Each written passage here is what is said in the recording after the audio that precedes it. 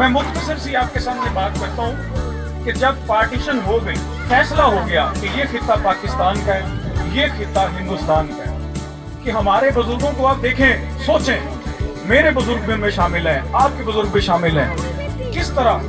किसी माँ बहन के सर पे दुपट्टा था, किसी के सर पे नहीं था,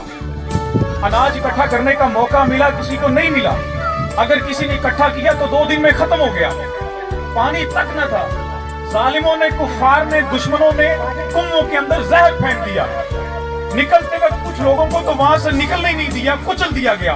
चीर फाड़ कर अंदरियां निकाल कर कुओं में फेंक दी गई, रास्ते में कत्ल किया गया,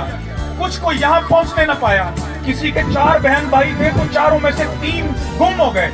3 खो गए, चौथा यहाँ पे पहुंचा, चौथे ने यहाँ पे आके मेहनत की, माओ ने रास्ते में मौत के खौफ से कि अपनी आंखों से बच्चों को कत्ल होते न देखें, कभी रास्ते में झाड़ियां नजर आई तो उनको झाड़ी के नीचे बच्चे को लटा दिया कि शायद इसको कोई खिदर मिल जाए, कि शायद इसको कोई खिदर मिल जाए और इसको उठा ले और इसकी जिंदगी बन जाए। इस तरह हमारी माएं बहनें, हमारे दादा परदादा यहाँ पर पहुंचे और फिर उन्होंने आकर क्या किया, साइड पे हो जाए बेटा, मालोदर तो नहीं था फिलहाल, बेसरो सामान आए थे यहाँ पर, उन्होंने ये ख्याल नहीं किया कि हमारे पाँव में अच्छा जूता है कि नहीं है, ये ख्याल नहीं किया कि हमारे पास पहनने के लिए कितने जोड़े हैं, उन्होंने हल जोते,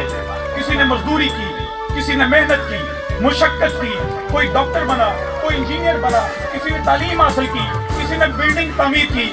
कुछ ना कुछ करके उन्होंने आज हमारे लिए ये हालात पैदा किए कि हम सुकून की नींद सोते हैं और पूरे जोश के साथ नई सुबह का आगाज करते हैं। हमारे बुजुर्गों ने हमें यहाँ पर लाकर खड़ा किया। आप 10 साल पीछे जाएं, जिनके घरों में एसी है, मुझे बताएं कि 10 साल पहले उनके घरों में एसी था क्या? 10 साल पहले उनके घरों में सीलिंग लगी हुई थी? ये हमारे बुजुर्गों ने उस 1947 के पाकिस्तान को आज 2021 में यहाँ पे लाके खड़ा कर दिया है कि आप शानो शौकत से जिंदगी गुजार रहे हैं, आप ताइजुश में जिंदगी गुजार रहे हैं। उन्होंने अपना काम कर दिया।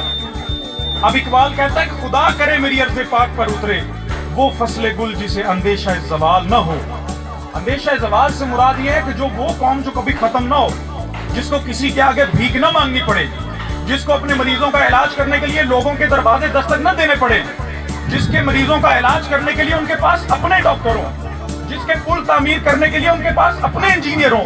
खुदा करे कि मेरी अर्ज़ पाक पे वो सिपाही उतरे कि वो अपनी सरहदों की हिफाजत करें। खुदा करे, इकबाल कहता है कि मेरी अर्ज़ पाक पर वो उस्ताद पैदा हो कि जो आने वाले दिनों में पायलट पैदा करके जाए, जो इंजीनियर बना के जाए, जो मोहम्मद बिन कासिम जैसे लोगों को पैदा करें। खुदा करे कि मेरी अर्ज़ पाक पर वो माएँ पैदा हो जो बच्चा जनते वक्त ये दुआ करे कि या अल्लाह मेरे बच्चे को महमूद गज़नवी बना, मेरे बच्चे को टीपू सुल्तान बना। इकबाल की ये दुआ थी। इससे मुराद ये है कि खुदा करे मेरी अर्ज़ पाक पर उतरे वो फसले गुल जिसे अंदेशा ज़वाल ना हो।